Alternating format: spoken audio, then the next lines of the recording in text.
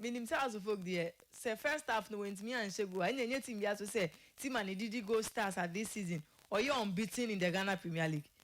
and on Nankasa go stars Nankasa kwa this season we bought away matches 3 away including this match what Nisamatex ball 1-1 on the Heart of Lions ball 0-0 and on the Nation Football Club last week on any ball 1-1 Sasuna ene was about a legon about pick 3 points in ya side the last season coach Ifrem Paul Manson said you last season no Mauli wayo say our house of folk Mauli wayo it me punish house of folk shot by 1-0 Sasuna ene team and dindi some go stars it match house of folk by 1-0 I think so share said the house of folk enya 2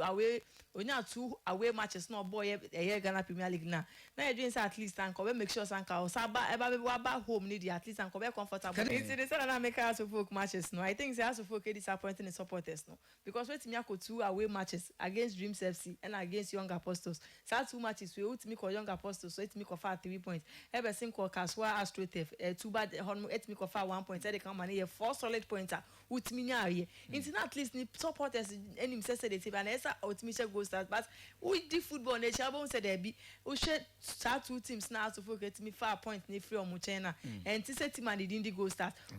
this season a new go start even last season crown no struggle since this season the name all unbeaten in the Ghana Premier League right yes, because they say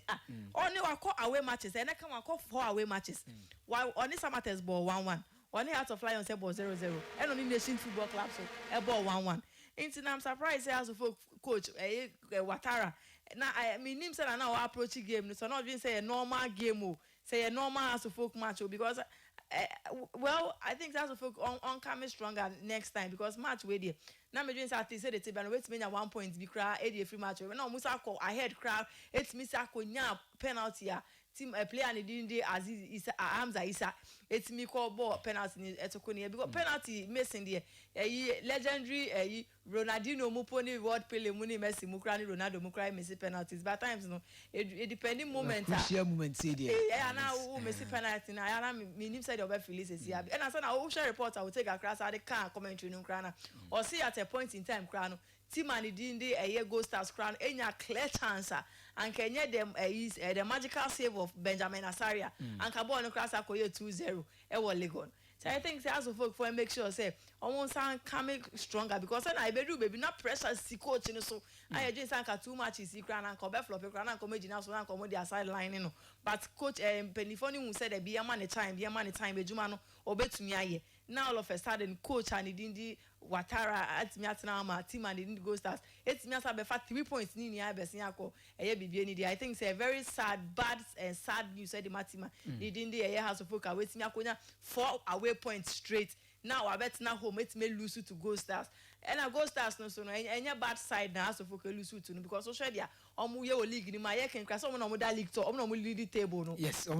18 points 18 points omo about 8 matches yes meaning enye to say omo performance ni fluke because we a team now kwa committee now him say normal go stars now those times no battle for relegation and so akwa mid table now but here boy from match day 1 to match day 8 teams won mediama won house of folk won kotoko won na team and didn't go stars in a leading table no with 18 points there I think say a friend Paul Manson Bojuma Obojuma pa Obojuma and I think the team do on Marco now you Juma on the quieter na boa because unya won say mileage ni wo coach ni personally there o mileage ni ebe wo form because anka has an ase kotoko na nko beji ye na nka or starting sanko the team leader top I think sanka obey all over the news but akwa to say go stars nti no as a we ni wo form as a obi an hu ejuma wo ye but udi bo na ti na hu team or that topper obesa akwa ko hwehwe coach original touchline I think say coach and didn't Efrem Paul Manso dey wa ye ejuma pan e dey amati ma dey go stars oba be share as of I am come expert but oman kasa so be hu say there be go stars na ye ni na share as of team ni so enye team na share omo players here na omo the ball last season no but at least kakra na omo agele no now I was hoping say at least Satio Flores Collins Simone Samuel Amufa mo even po Kelvin say be mo I think say those Sani Mohammed mo Hamza Isa mo Ahmed Ramzi mo be make sure say kanka Gold Stars crown comment me out 1 point be great from Omunche, but all they say no moment me no moment me lose by 1-0. I think say as a folk for Ensan coming stronger in their next match. Okay. Mami ko ti man